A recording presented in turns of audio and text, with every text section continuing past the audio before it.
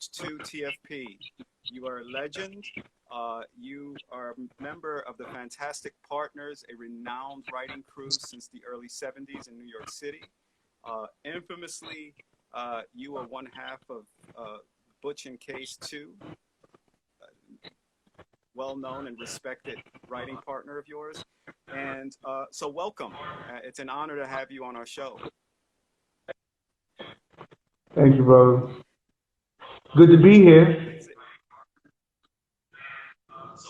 like trying to Um, contact me now? This is crazy. So Butch, I want to jump right into this with you and talk about your history and the era that you came from. You are part of that first generation of subway riders. Um, you right. made a huge impact on the world, and little did you know back then that that would be the case. But I want to kind of go back and talk about um, your legacy and what you've contributed and the people around you. And so uh, let's start at the beginning, right? And we're looking at an old Butch to top to bottom trains here, right? And one of the things I'm going to point out to you so that people, for our audience, is that if you look at these trains, they have porthole windows. That's how old they are. They're so old school. They have round Right. windows. Uh, that gives you Yeah. an idea that they're trains that date back to the 60s, if not earlier. Yeah. So Butch, you're from the Bronx, not far from where I grew up. Um, Tell me about your early beginnings and how graffiti came into your life. Well, just the love of art to begin with, always the doodling and, I even go back to the newspaper advertisement where they said, can you draw this image? And they would give you an art scholarship. Just the love of art. And, that progressed as graffiti came to be. Everybody had a name, a reputation. So I plugged art in with that, and Butch 2 was born. You had mentioned to me that you went to the High School of Music and Art. And Yeah. can you tell me a bit about that, about going to that school and how that informed you as a graffiti writer? Music and art. Actually, the movie Fame was based on music and art. It was the High School of Performing Arts. Art and design was more so graphic arts, art, but music and art was actually performing, dance, jazz, but just to be around so many inspirational people, it had me just pursue what I loved.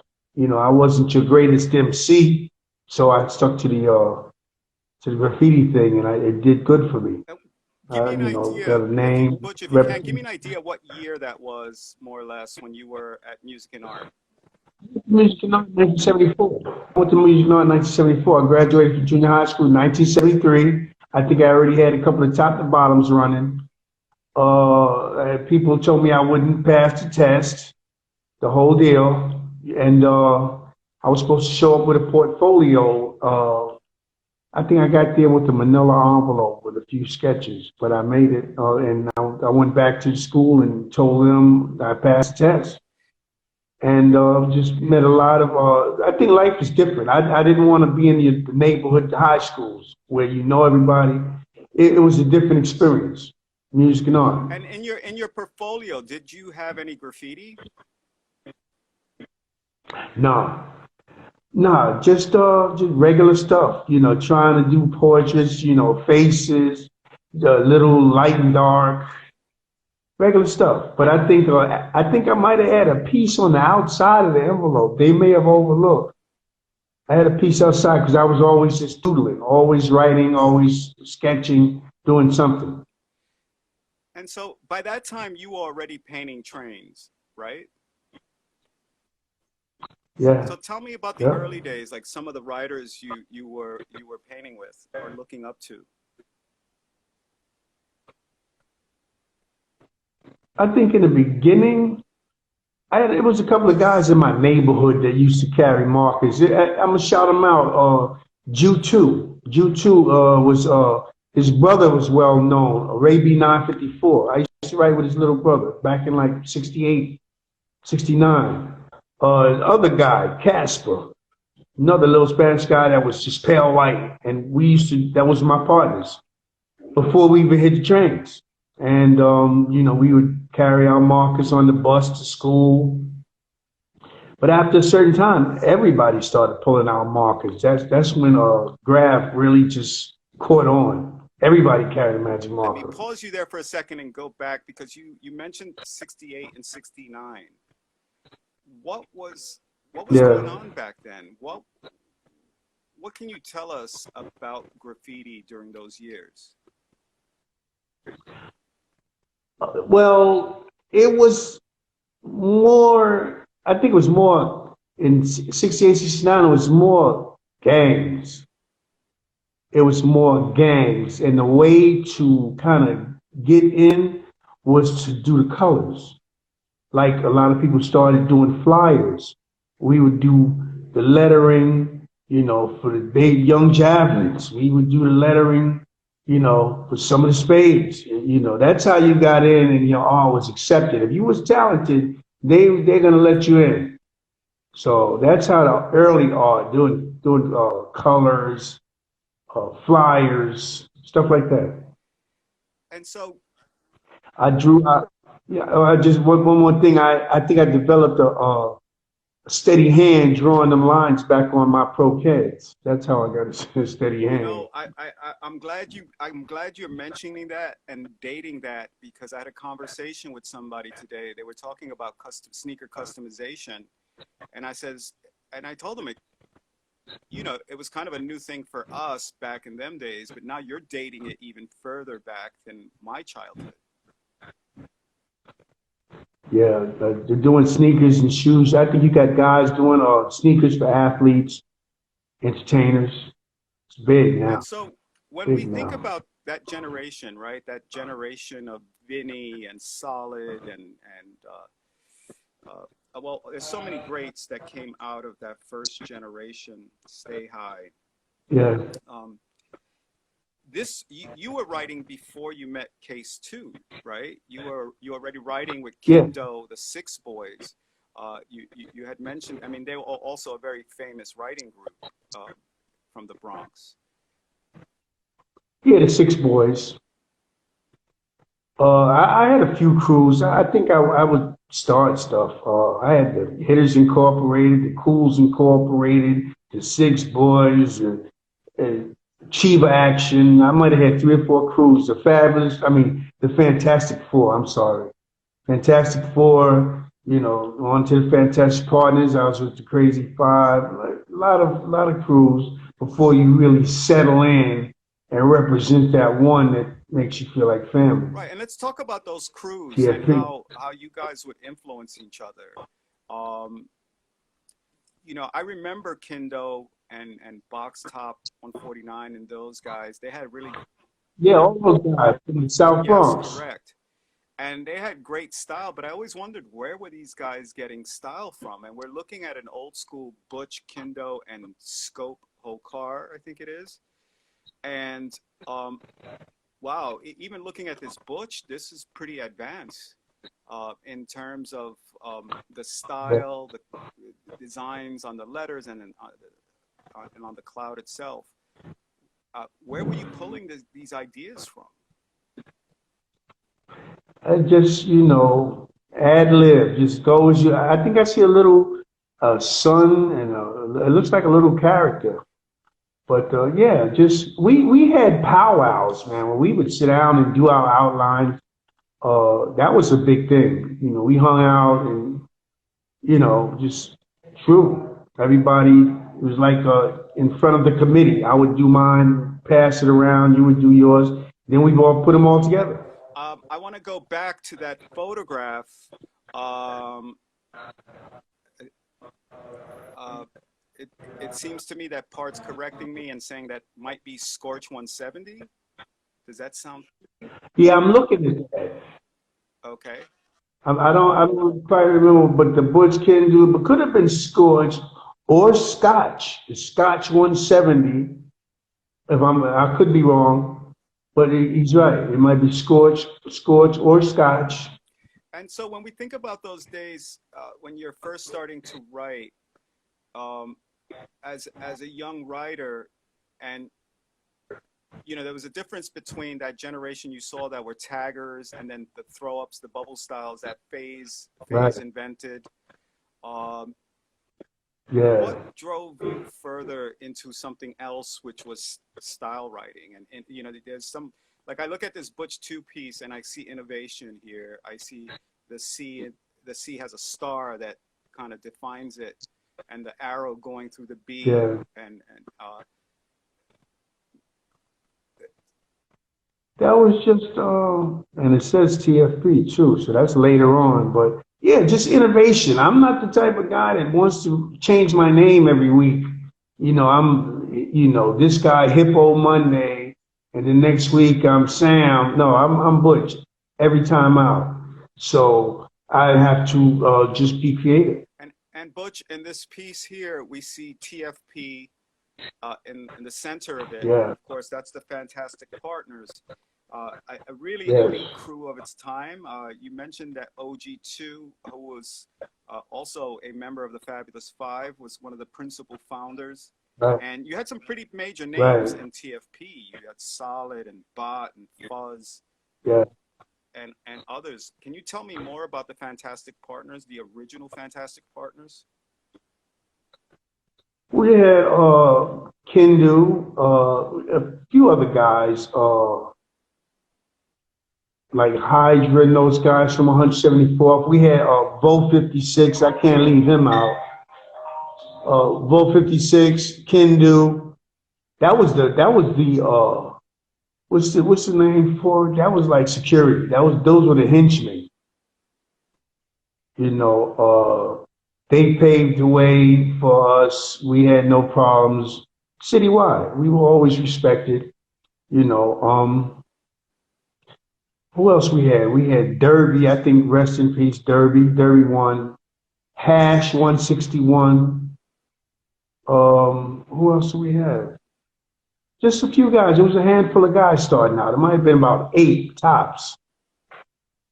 And then we squeezed Case Two in on the end because they really didn't want to accept him. But then, he was talented, and they wound up saying, "Okay, Case is the last member," and that was history Right. there. You were briefly telling me about how you met Case 2. Can you share that with everyone? Yeah, we was on a layup at and I'll say our layup because we are citywide and we're all over the place. But when it came to writing, we had certain places where we're comfortable. We know how to get away. We know the signs. This was right off of Soundview on Sixth. The Six used to lay their trains up between Soundview, St. Lawrence, Parkchester, and that was easy. That was our neighborhood. And somebody stuck their head out the window and was like, "Yo, what's up?" And it was Case. He was bombing the insides. So I says, "Yo, because I'm outside and I'm basically doing the major work for the whole car." And I said, "Case, do you know how to fill in?" He said, "Yeah, I can fill in." He came out and I handed him a can. Now the rest is history. He never stopped painting after that. Never picked up another marker. So this was also And after his accident. yeah, that happened way, I might say 68, 69 or Were you something. surprised that a A young long kid time. with he's missing an arm and partial leg, that he was a graffiti writer? Surprise? No, no. That one hand can hold a marker, a can of paint, a cigarette, a joint, but the level that he took it to is a whole different thing. I mean, Case was scientific with his lettering, and he wasn't a real whole car guy because he could spend all night on just a Case piece, and he'll explain every line. So it was fun, right, with this dude. Uh, Yeah, but he took it to another level to be one armed. I wasn't surprised because I kind of sensed the man, had fire, Right. And and and and Butch, he, you know, this picture with you two as young kids, probably around 14 years old. You know, what a lineup in this picture, because I can see Little Knock 167 in it. I can see Stan 153, Don and Chain yeah, 3. Um, Tell me yeah. about this project, because for me, I looked at the image and the first thing that came to mind was Noga, but it's not Noga. No, it was Prospect Hospital. I think originally it was supposed to be four guys for $100 originally, and it turned out to be like eight, 10, or 12, guys, and that was just lunch money. We just had fun, but that was like the beginning of commission canvases. I think that came around the same time as Jack at Noga and all of that. It just became a thing. I mean, we painted for fun, but this was like the first money that was offered, and it changed our thinking too. And oddly enough, this was Prospect Hospital. Where were they Yeah, which showcasing it? even additional. I think it was at the hospital. Like how you can do cancers that they put in the lobby and different stuff like that. You go in office buildings and see stuff right in the lobby. It was something like that. But I think it was a cause. It was like, maybe muscular dystrophy. Okay, we had an audience. I have other pictures. We had an audience as we painted. You could see some of the chairs. But yeah, we had an audience. We would sign autographs. I think the Daily News was there. Chain might have that article. I had that, but I lost it with my photo albums that Case somehow lost. I don't know. But Chain 3 might have that article. Daily News, Prospect Hospital, July 1976. I'm curious, given that Noga was starting or had already happened, and they're putting the graffiti artists in kind of a studio practice, and here you're painting on canvas. Among you guys, was Yeah. there any thought like, hey, we're legitimate artists, and we want to paint canvas and and and be studio artists, or were you just kind of like, okay, we're gonna be bombers and that's it? I don't know. Sometimes I say with the early generations, us, I'm not going to say all generations, but fame kind of gets you. Oh shit, yo, this TV show, that magazine. I think I had to ask when we was doing Star Wars. I had to ask them what we getting. Because it was just fun. The cameras were set up, and all these people from wherever they were from, Germany, Switzerland, and everybody was just amazed with the notoriety and the fame. And I think the same thing happened in the rap world. Everybody was just glad, oh, he made a record, but didn't see no money. Right. And So it was like that. It was just fun. It was new, and our name, because it was all about our names from jump. Now everybody gonna know it. right. And added to that, what amongst yourselves, there's this drive and competition. Uh, True, always underlined, always. You can be your best friend because I've heard some people say now you get a different class of writers today. You got certain guys like Part. He'll come and help you. He'll add designs. He'll give you suggestions, not criticism, but just hey. And as a matter of fact, he'll take a can and do it. I'd step back. Yeah, I call them the rescue squad. But then you got other guys that are criticized every letter. Oh, it's a lot of competition, different stuff. Is this thing okay? and I had mentioned to you that I was recalling between 1976 and 79 that that was such an amazing time for style writing. And amongst the best writers of that time were the Six Boys. Um, you also had the guys from the Four Line, Tracy and Mark and Yeah. those guys. No, Chief, all Right, those but guys. Yeah. I always felt they weren't at the level that you had TFP and TDS. and then eventually TMT in that era. There was a certain flair, a certain way, a distinct way of writing your name, both in penmanship and also with the Yeah. bars. Could you tell me a bit about that, about what made those particular crews, TDS, um, TFP, and TMT, so special? I think it was all in each crew. There's always one main, not main, major guy who influences the wild style. I may get somebody to come with a butch, and I'll be like, "Oh wow, you did that with a beat." It's always one guy that kind of hypes everybody else. Like I said, we have those sit downs where everybody do pieces on in books.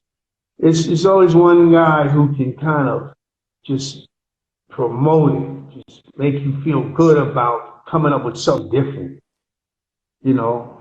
But then, like I said, it's always the competition, underlying competition. You can get somebody to invite you out, supply the paint, everything, and try to roast you. I'm like, So wow. tell me about that But that it happened. convergence between TFP and TDS. Oh, I said I had went on vacation. I think it was like '77, and like the next best friend of to me of Case was like Part. Part is a good dude, and Case started hanging with them. And Cool 131, you got to give him a shout.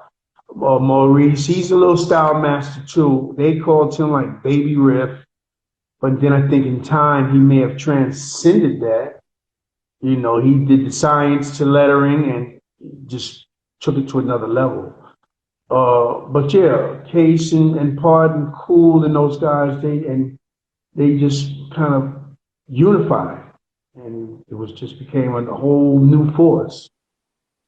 One, Like collaboration, yeah, and I wanted to kind of just talk about before you went on your vacation because I want to just go back into that collaboration uh, space.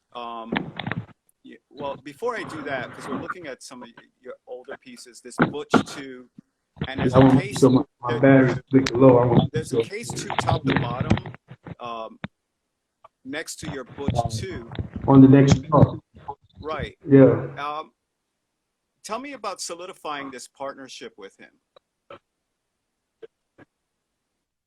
It was like your go-to guy. He's always there because if you really look at the history, in the beginning it was just Butch. You would see just Butch, Butch, Butch, or somebody that I might run into at the layup. We may do a two-man crowd, but once Case came into the picture, you would see Butch and Case together all the time. Whole car top to bottoms, and stuff like that. But that came after the Fabulous Five and all them guys started doing the whole cars. They raised the bar in graffiti. It's like come big or just stay home. Okay, I'm gonna have to speak louder because everybody says I'm talking too low. So now I'm looking Okay, at this Butch piece, right? And I'm gonna go back because I like to point out things that I feel are somewhat unusual for the era. In particular with right. this Butch, the color combination, the purple 3D with the orange and yellow fill in with the black outline, with the offset Yeah. of the white cloud. Um, that for that period was, it seems to me, very unusual. And I might have been by myself that day too. I might have been by myself. I don't think there's nobody on the next panel. Right. And But here we yeah, see another unusual thing here in terms of color. I'm just trying to focus on color um, yeah. because everything. Federal safety. Yes. Tell me about this. Tell me about this Butch piece. I think at that time, federal safety was the big thing. Federal safety yellow, federal safety green, federal safety purple, because Rust-Oleum was only sold that in certain places. So if you came with some federal safety, you was like prestigious. So to have a federal safety piece, he was like, yo. It's federal safety. You know, it's some style that I came up with, simple stuff. Yeah, and you know what? I'm glad you highlight that because that was so true that at a certain point, because colors were being discontinued, if you got them, Yeah, and more importantly, you had to know how to use Rust-Oleum, right? Because it's much different characteristics true. than Red Devil. Right. And but the other thing, Then you had what was the other one? Wet look, the icy grapes and yes, stuff, and all. Yeah, and Butch, the the again, if I think about this era and this period, and again, what's so unusual is the colors and outlining with the white. Um, to me, I mean, do you remember who you painted this with? Because to me, it strikes me that part may have been next to you. I don't know. I don't know. I'm just shame we couldn't see the next panel, but I don't. I forgot. I could have been by myself. Okay, so this one, I've never seen this. Complete surprise to me. And what I like and I was surprised that by was your 3D into that center vanishing point. Do you remember painting Yeah. this? A long time ago, I remember the style and my drop 3D. As a matter of fact, I just got finished doing something with that little drop. Uh, 3D is good. Maybe not complete because this area's in there, but yeah, it was something new for me. Here's another Butch. That's one of my favorites. I like that one. So here's something important, right? This particular style, which connects on the bottom, right? I used to think it was called platform style, but apparently Mm. it's pipe style or something like that. Was there a name? Did you guys have a name for this particular style? No, no. It's something I came up with. I think I still use that in certain pieces today. It's just connections. I just like connections. I like all my letters to be involved. That's just how I am, and I like it to be plain and visible. If a train goes speeding by, you know it says Butch. I remember days where guys would have to chase the train down to the end of the platform. Hold on, my battery for some reason is dying. Wait, I don't understand why. So what Um, we're what I'm hearing I'm gonna here have to. online, Sade is calling it bar style, um, Yeah, and part says mechanical nasty. yeah. To each his own. You can whatever you feel. That's what it's all about. I'm trying to get. I gotta change the charger before anything happens here. The other thing, Wait a minute.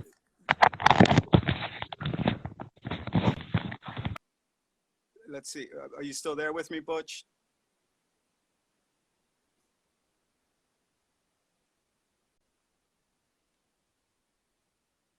Mechanical smooth as. Okay, so I'm going to have to reconnect with. Oh, there you go. Okay, I'm back. Okay, Yeah. okay. Thank you, Sade, Wait a for minute. I think. clarifying.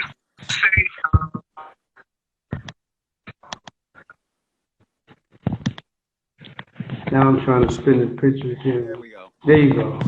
Yeah, but mechanical, bar, pipe, all of that. That's the thing about an artist. You're entitled to your interpretation. Call it what you want, and if it means that, you know what I'm saying. And all of that is valid. All of it's valid. One of the things, That's an art. right? One of the things that I did pick up on with this particular piece was the beat, and that it reminded me of Best 149. And you mentioned that he was on this car with you. That's what I told you. That's a Butch and Best. So I don't know if he was peeking out the corner of his eye or what. But that was my boy. That was he had the same colors and everything. Butch and Best. That's my 49. Yeah, and he would kind of make And that beat somebody got the signature. whole thing. Hmm. He kind of would make that that Yeah, beat I kind of signature got of used his to that pieces. too. Yeah, yeah. I like that beat. Yeah, I I'm gonna still go do. forward. But I think Right, I'm gonna go time forward changed. because these photos that we're looking at now of you in action on a layup were taken by another graffiti writer. Can you? It was Don One, right? Dawn one. I said Can that you was our tell me little a little bit secret something? spot. That I think that might have been like 233rd on the two train. And you know how each station has that little raised thing with the pipes on it, Yeah. perfect for top to bottom. So we would just show up. That's why you see the beat starting so far back because that's where the pipe started. But yeah, Sunday morning, 5:30, right when the sun is shining, you got plenty of time. And I think I did that like every Sunday for a good while. Every Sunday, So I went up there by myself. what I see in the first frame is that you're going over somebody's masterpiece. Do you remember who you went over? Oh no, I've been reminded, but I still forget. My memory fails me. Well, one of the things that it was also striking for me, and I remember this, was that it's a Federal Safety Purple 3D and Cascade. Is that Cascade Green or Marlin Blue fill-in? That was Oh my Cascade. goodness. So when, uh, I used to love that yeah, just Cascade. when I talk and explaining this to our audience, that's almost like having like a really, really fine bottle of champagne or wine. Yeah. Yeah, and then I think the sun was just coming up too, and you see the fantastic partners in the corner. And I think I was by myself, but see, Don knew the spot, so he would show up. It's not like we planned, yo, Don, meet me. It was nothing like, but he knew I'd be up there, so he would just show up. You know, I think he did a couple of pieces at the same place, and Spec One came out, and that was the spot that started getting popular, and so I think I might have changed. I went somewhere else. And so when you're doing these top to Yeah. bottoms, for instance, like I just want to go back to the kind of law of the land, right, with graffiti back then. And when you go over somebody, especially with something like this, was there any like repercussions for you? Did you have any issues? Yeah, I mean, you do, but believe it or not, I finally heard something about it like recently because nobody knew. If you're going to cover somebody, you better cover it good. But then you got some people that recognize the number to the car. Like the car might be 3809 and they may just know it, you know, but usually, or know the insides or something. It's usually some telltale. But if you're going to cover it good. My thing was, if I'm coming out on a Sunday morning to do a top to bottom, it doesn't matter. It does not matter. Your history.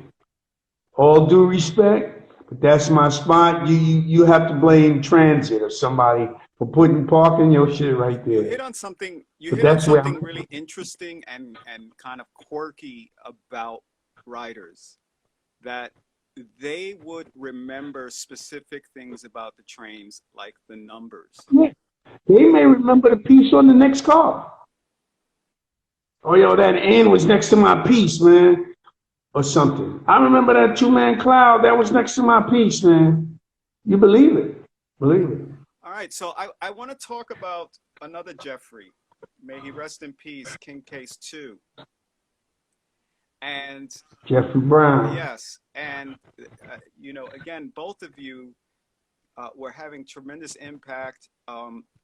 You went on vacation for a little bit and you came back. And I'll share this story again with you and our audience about the night we went to Gun Hill Road Layup.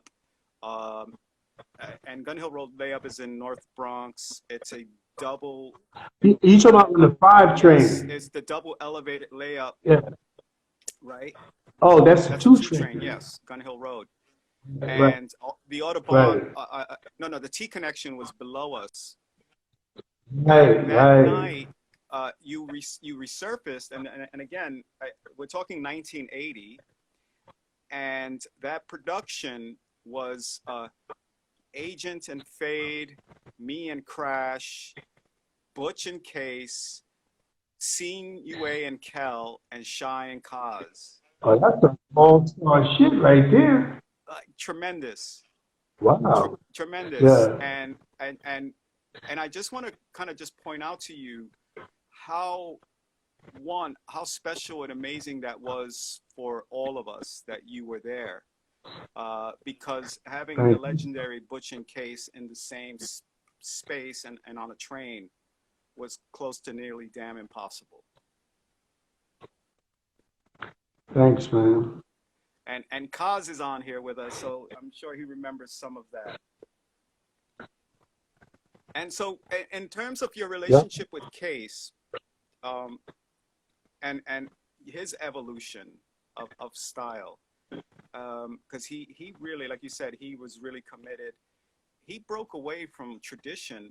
Do you remember when he started breaking away Yeah. from kind of traditional style and thinking about computer rock style and all this other stuff?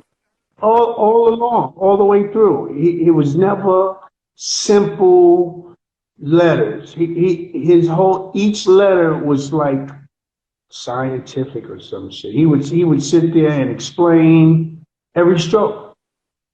You know, he was never just a plain lettering guy. I think in the early days, when you see plain letters, it's probably because he's trying to get in and then get out. And I'm like, come on, man. But then later on, you couldn't rush him. He's not going. You can leave by. That was his attitude. But all along, it's really to see the evolution and what was going through his mind when he was doing it. And I appreciate it later on. He's done a butcher too with computer style. He called it the computer rock. You know, different shit.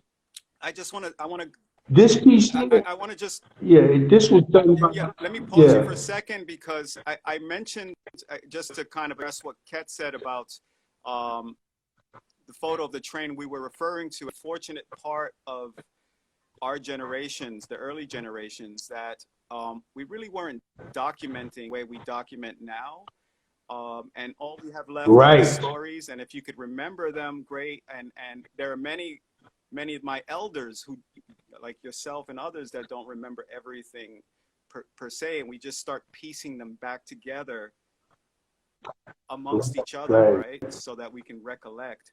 Um, and so when I think about you and the work that you've done and rediscovering you before Case, right? As we have seen, Mhm. and that's really interesting. Right. I think for me, a piece of history that is helps me clarify your story. Um, and then, of course, the second part of that act was with Case, and you Right. we lost Case. Um, did did you guys reconnect after the 80s? Yes. Off and on, pretty much. He always pulled me back in.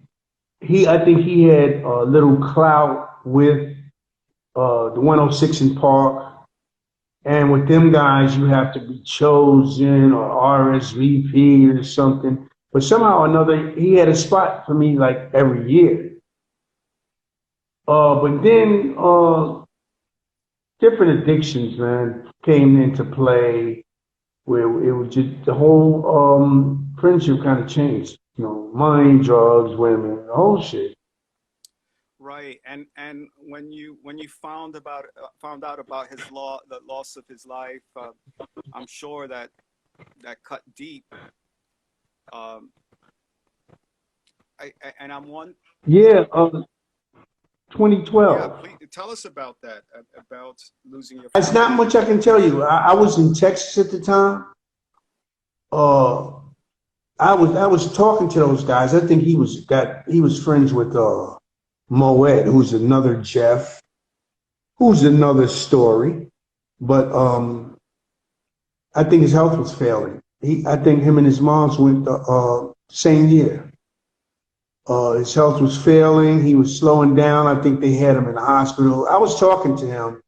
You know, he complained about, not feeling well, but I didn't know he had passed. I forgot how I found out. I was not there for the funeral. Listen, Butch, on behalf of the Museum of Graffiti, I, I want to thank you, my team here. We want to thank you for participating, and that I'm super happy that we're able to kind of have this.